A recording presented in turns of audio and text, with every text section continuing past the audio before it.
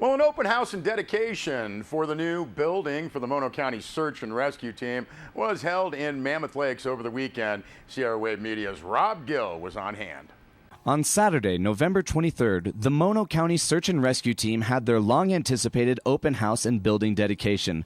The dedication ceremony speakers included Mono County Sheriff Ralph Obenberger, Supervisor Bing Hunt, and Greg Dallas from Mammoth Mountain.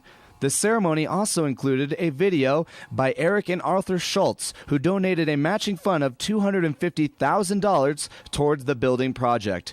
Eric was rescued by the team back in 1998 after a ski mountaineering fall left him a paraplegic. There's no question in my mind that without Mono County Search and Rescue Team, professionalized volunteers, there's no way I would have survived. So I owe you an eternal debt of gratitude for saving my life, and I'm happy to now be in a position to help in a small way to create this new home for your team, so that you'll be able to continue saving lives long into the future.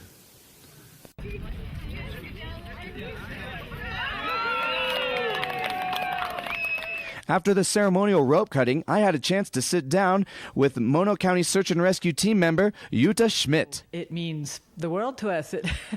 We have one of the harshest environments in the state of California in which to operate, and yet we had no structure, and we were stuck outside, which isn't so bad in the summer, but in the winter, our vehicles were out in the snow, and so in a storm, when there was a call, we would have to dig the vehicles out first. And then once we were all sweaty and wet from the snow and tired, then we could finally respond to the actual mission. And to have all our gear in one place is also really important. We could not store our electronics outside in the cold, so we would have to first dig the vehicles out, then go pick up the electronics from somewhere else, pick up a snowmobile trailer that was stored. We were sort of scattered all over town. And it's just so nice to be able to come up to this building and come inside and roll out. Everything is ready. All the gear is there. It's also really nice to have a place for meetings and trainings.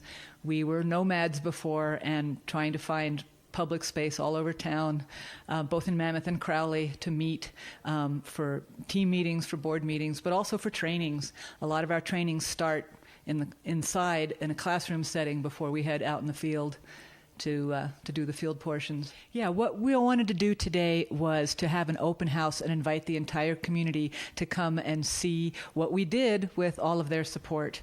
So it was a big thank you to everybody in the community, because we could not have done this without everybody's support, from like the smallest contribution, if you put $1 in a tip jar at one of our fundraising events, to some of the big spenders who were able to do so, and we got a big matching grant and other very large donations, but mostly we wanted to thank everyone. Well, we thank Rob Gill and all the great men and women of the Mono County Search and Rescue Team. Enjoy your new digs. Well, the Inyo County Search and Rescue Team busy this weekend.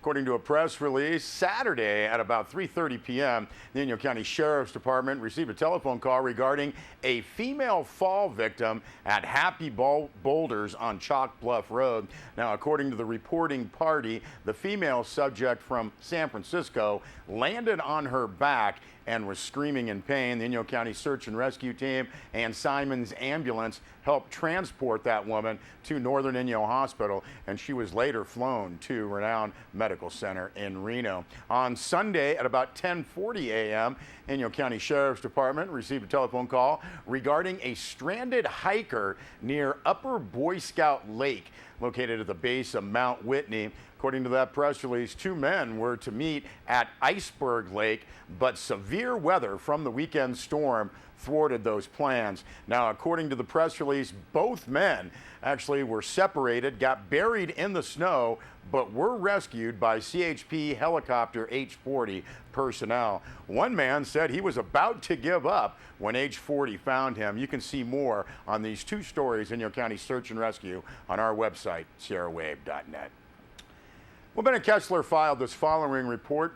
Recently, the head of the Federal Environmental Protection Agency strolled along the Los Angeles River with Los Angeles Mayor Eric Garcetti.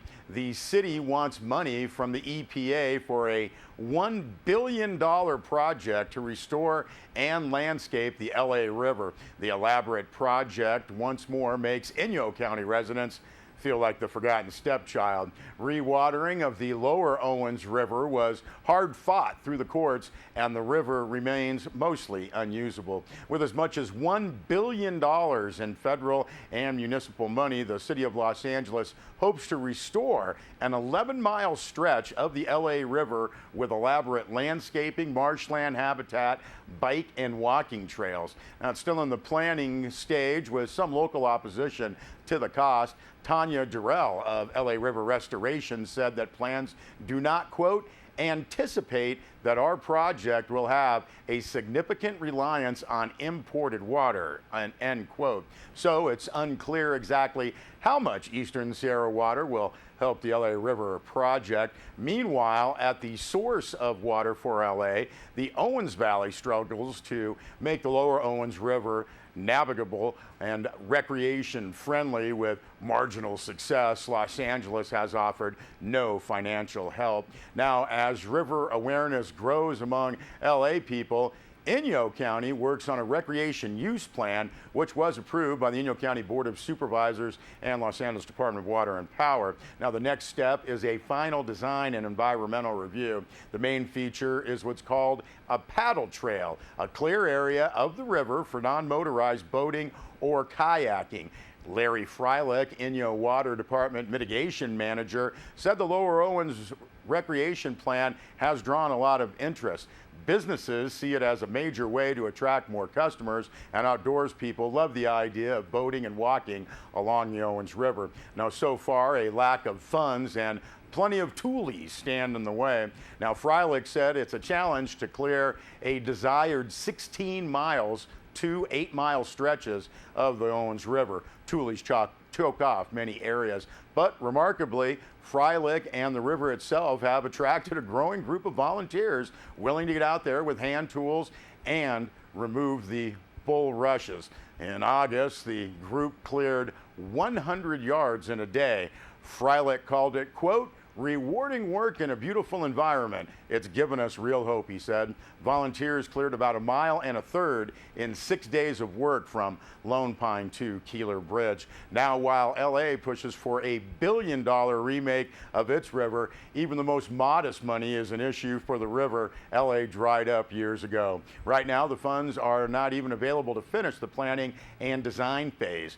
Freilich said he and others are looking. He said there are grants which would pay for the actual paddle trails. The recreation plan includes 2 paddle trails, a river-long walking trail, fishing access, and signage.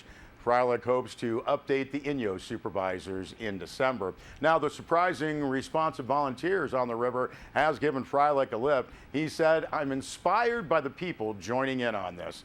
Bystanders wish the party responsible for the river destruction in the first place would lend a hand also. We'll be back with more news.